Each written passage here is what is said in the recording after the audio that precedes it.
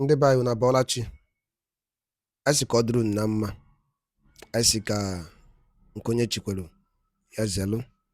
Dịka o si dị, ya bụ Igbo Media ka anyị si bịa na uhuruchi nketa iwetara unu ya bụ ozi gbasara maka ihe na-eme na the Old Eastern Region.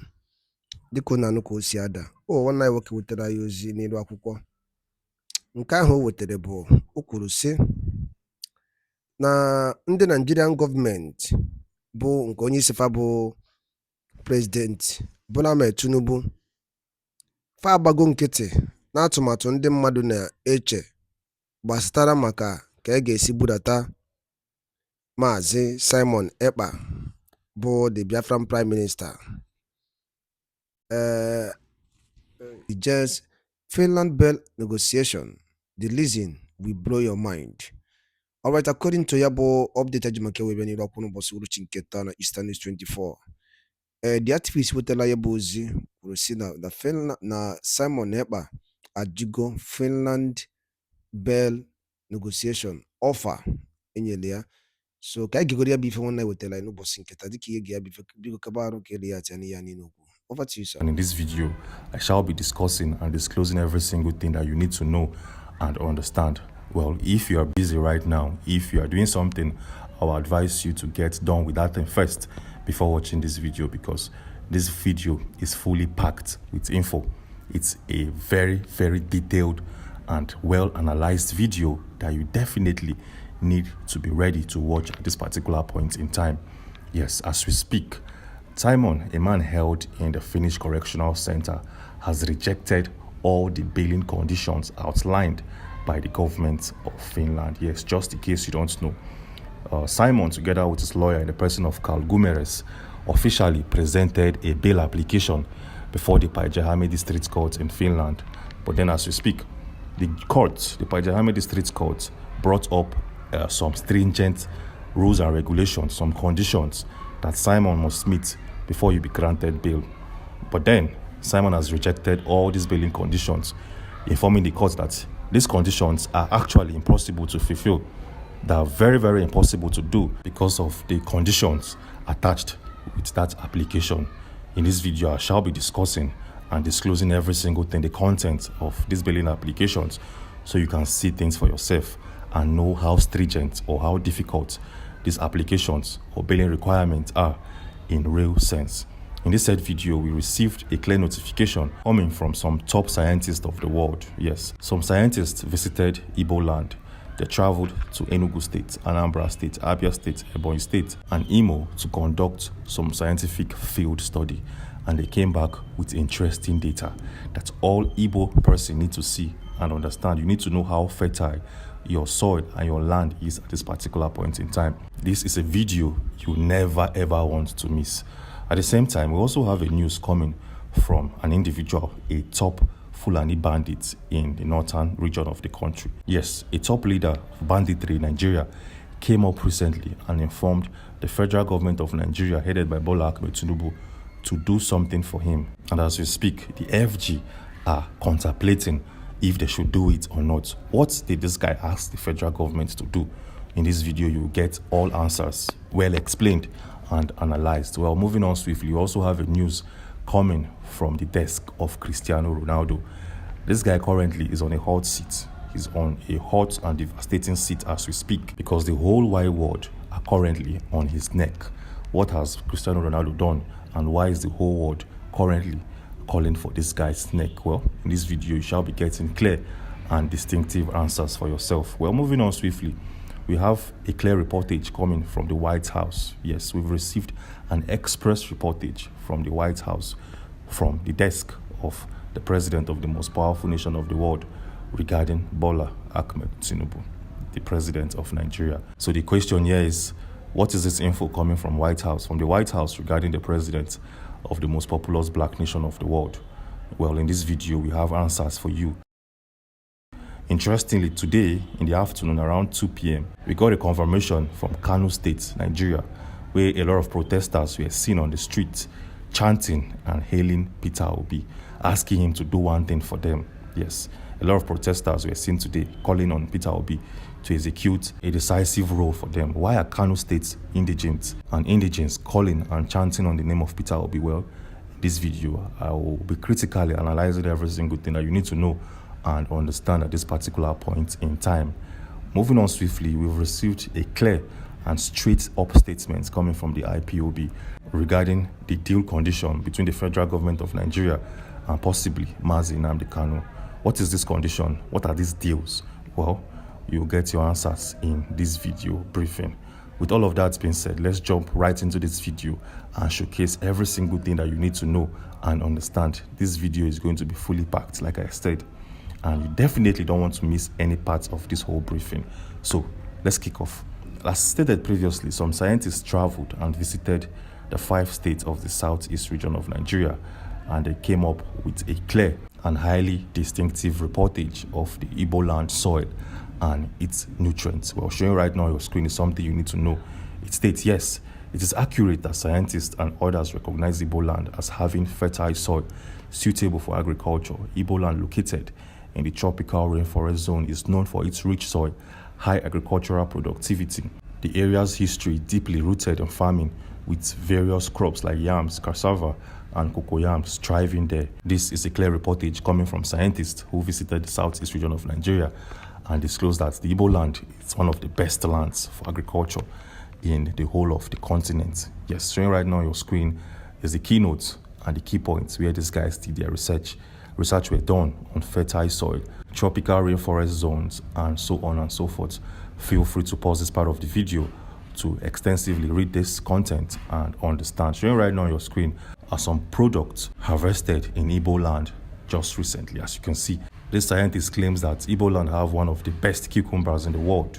And from these pictures, we can clearly see, how fresh and clean these cucumbers are. You can see how greenery and nutrient-packed these cucumbers are. So they're saying the Igbo land is the best place, one of the best places to cultivate cash crops in the continent. Well, moving on swiftly, as stated previously, a popular bandit in Nigeria came up to make a surprising statement. A statement that will not sit well with you. That statement did not sit well with us. So the question here is, who is this leader? Who is this bandit? And what did he say? Well, just in case you don't know, the leader of banditry in Nigeria is known as Bello Turji. This guy came up recently, a couple of days back, and informed the government of Nigeria that, see, I want to surrender and I want you guys to help de-radicalize me. These are the statements coming from Bello Turji. That did not sit well with us, because how can you de-radicalize a man who has caused mayhem in the society? We're showing right now on your screen are some of the crimes and offenses this man has committed in the past years and in the past month. As you can see, these are high cases. These are crimes that you cannot forgive the offender. You cannot forgive them. You cannot de-radicalize them. And this man has informed the FG that, see, you must take me in because now I want to be a repentant bandri.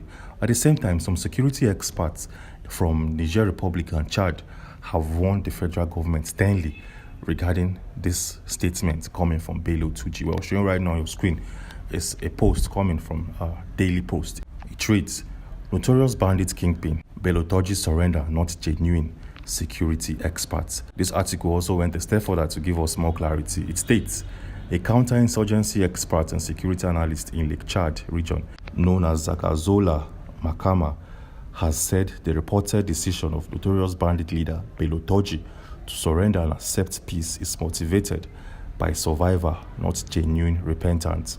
Makama stated this in reaction to a recently circulated video in which Turji expressed willingness to lay down his arms and embrace peace. This video, which went viral over the weekend, has stirred public speculation regarding the motive behind Turji's apparent change of heart. So as you can see, security experts of the world have informed Nigeria to don't even buy into the idea. You can't take this man in as a repentant soldier who fought for the banditry in Nigeria. You need to prosecute him the moment you lay your hands in. But surprisingly, some leaders, northern leaders, are doing something that nobody will ever think of. These guys are currently planning on taking this man in and probably de-radicalize him in the future. We'll take a look at this post coming from Daily Post. It states, Toji must release all hostages to prove peace commitment. And this statement is coming from the government of Sokoto State. The article also went a step further to give us more clarity. The Sokoto State government has called on notorious bandit leader Bello Toji to demonstrate genuine commitment to peace by releasing all kidnapped victims and halting attacks on rural communities. The security advisor to Governor Ahmed Aliyu, in the person of Colonel Ahmed Usman, made the call following a widely circulated audio in which Toji reportedly expressed interest in dialogue and urged other bandit leaders to embrace peace. Speaking in Sokoto, Usman said while the government welcomed my indication of peace, such claims must be backed by meaningful action. So as you can see, these individuals are currently buying into the idea of a bandit in the country. This is crazy. It doesn't make sense in any way, shape or form. Moving on swiftly, let's take a look at what has happened to Cristiano Ronaldo. As we speak, the whole wide world are currently criticizing this man because of something he did. Yes, just recently, we all know that Diogo Jota, a footballer who played for Liverpool Football Club, domiciled in England, lost his life in an auto crash. Yes, sadly enough, Diogo Jota was buried yesterday, and a lot of superstars were present at his burial ceremony. A lot of footballers, his teammates, his countrymen, friends, family, and well-wishers traveled to witness the burial in person. But Cristiano Ronaldo did not go. Instead, he was spotted in Spain having a good time on a vacation with his potential wife and kids. Well, take a look at this article showing right now on your screen where it states, Cristiano Ronaldo criticized for missing Diogo Jota's funeral, but there is a responsible explanation. It states, and I quote, Cristiano Ronaldo's absence from the funeral of Diogo Jota's brother Andrew Silva has generated intense debate in Portugal. The Al Nassr striker, who shared a dressing room for years with Jota in the Portuguese national team, did not attend the ceremony held in Gondoma, which earned him numerous criticism, justifying that at least as a captain, you should have been present. Yes, so we don't even know why this man, Ronaldo, did not pay the family a visit, or at least come to the funeral, be there, and you can leave afterwards. We don't even know why. But he was spotted on that same day having a good time with his family members in a resort center somewhere in that part of the world. We're moving on swiftly. Let's take a look at something that has happened that probably will send a lot of fears and shivers into the heart and mind of the president of Nigeria. Yes, just in case you don't know, recently, the president of the most powerful nation of the world, Donald Trump, had a meeting with African countries. Yes, he invited some presidents in West Africa and Central Africa to travel and have a closed-door meeting with him. Interestingly, Tinubu's name was absent. Tinubu was snubbed by the president of USA. But then, as we speak, we've received an exclusive info regarding why Donald Trump chose to snub the president of Nigeria. Well, for a clearer picture, a better understanding, take a look at this article coming from Africa World TV.